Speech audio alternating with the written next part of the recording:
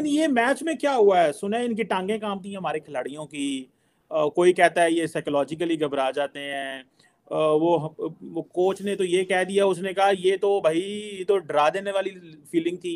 1,20,000 लोग जो हैं वो जय श्री राम गा रहे हैं। पॉलिटिकल और रिलीजियस जो स्लोगन्स हैं और ये जितने भी आप लोग पोस्टर्स और बैनर्स लेके जा रहे हैं स्टेडियम में, ये नरेंद्र मोदी स्टेडियम अहमदाबाद में अलाउ किसने की है? शेख रशीद साहब होते तो शायद बेहतर जवाब देते, वरना वो तो पहले अगर जीत जाए तो कहते हैं ना कि इस्लाम की जीत हुई है। जय श्री राम, जय श्री राम, जय श्री राम, जय श्री राम, जय श्री राम, जय श्री राम, जय श्री राम। अगर जय श्री राम के नारे लग रहे हो या मोदी जी के नारे लग रहे हो तो भारत में खेलेंगे तो ये तो होगा, और उसमें इतना घबराने की क्या बात है।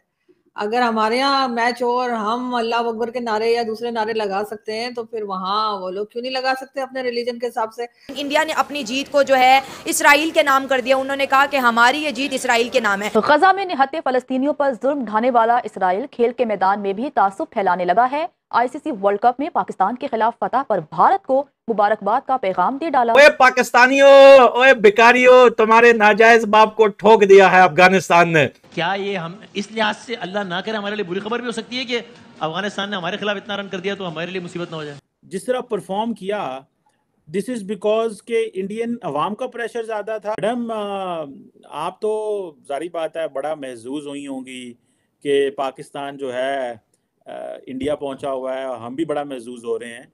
लेकिन ये मैच में क्या हुआ है, सुना है इनकी टांगें कांपती हैं हमारे खिलाड़ियों की। कोई कहता है ये साइकोलॉजिकली घबरा जाते हैं। वो कोच ने तो ये कह दिया, उसने कहा ये तो भाई ये तो डरा देने वाली फीलिंग थी।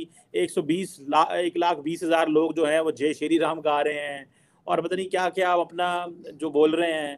तो आपका क्या ख्याल है, पाकिस्तान की क्रिकेट टीम जिस तरह परफॉर्म किया, दिस इज बिकॉज के इंडियन अवाम का प्रेशर ज्यादा था, ये खेल नहीं सकते। और कई लोगों का कहना यह है कि जिस तरह माजी में कुछ खिलाड़ी पैसे पकड़ लेते थे, लगता है इन्होंने किसी ने कोई जो ना सट्टा चल गया।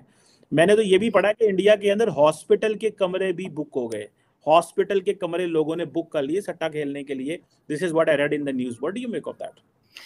नहीं सर, मुझे नहीं लगता कि पैसे पकड़े होंगे। पैसे ये पकड़ते होंगे, लेकिन ये कि वो कोई और टीम अगर हो ना, कोई किसी और कंट्री की टीम हो तो फिर हो सकता है कि पैसे वैसे हमारे खिलाड़ी भी ले लेते हो। लेकिन भारत के साथ आपको पता है कि जब मैच होता है तो काफी ज्यादा जो है वो लोगों का प्रेशर होता है, तो मेरे ख्याल इस किस्म के पैसे वैसे तो ये नहीं पकड़ सकते।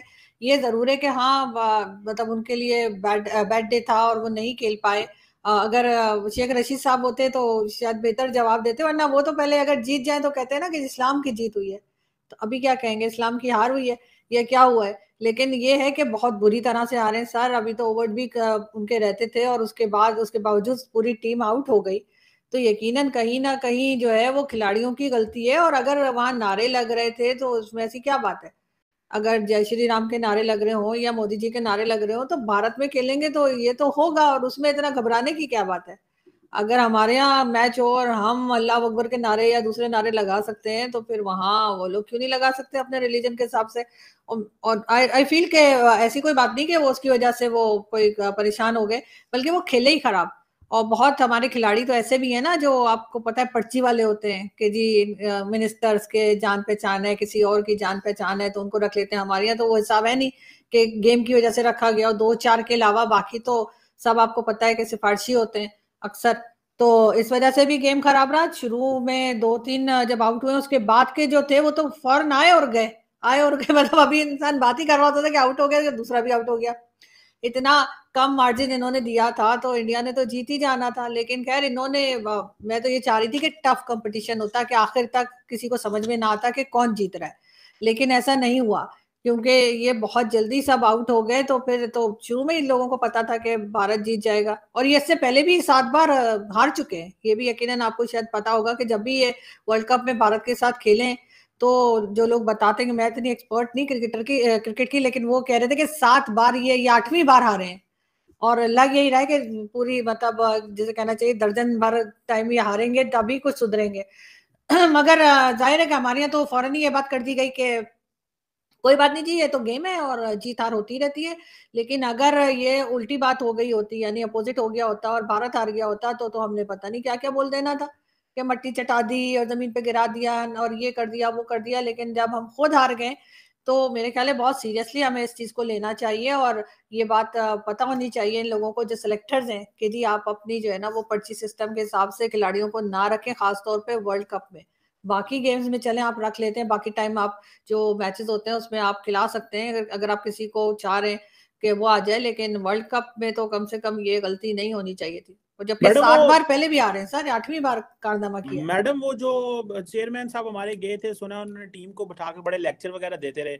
आपका क्या ख्याल है, लेक्चर देने का कोई फायदा होता है, देने चाहिए? What do you make of that as well, please उसके बारे में। नहीं सर, लेक्चर नहीं देना चाहिए। खिलाड़ियों को खुद पता होना चाहिए कि उन्होंने कैसे खेलना है। जो कैप्टन है और बाकी टीम के जो मेंबर्स हैं वही काफी होते हैं। वैसे मैंने ये भी सुना है कि ये चेयरमैन साहब जब जब जहां जहां गए वहां पे पाकिस्तान हारा है। ये भी मुझे मैच से पहले ही कोई बता रहा था कि अगर ये पहुंच जाते हैं तो टीम हार ही जाती है। पता नहीं किस किस्म का प्रेशर आता है या क्या होता है।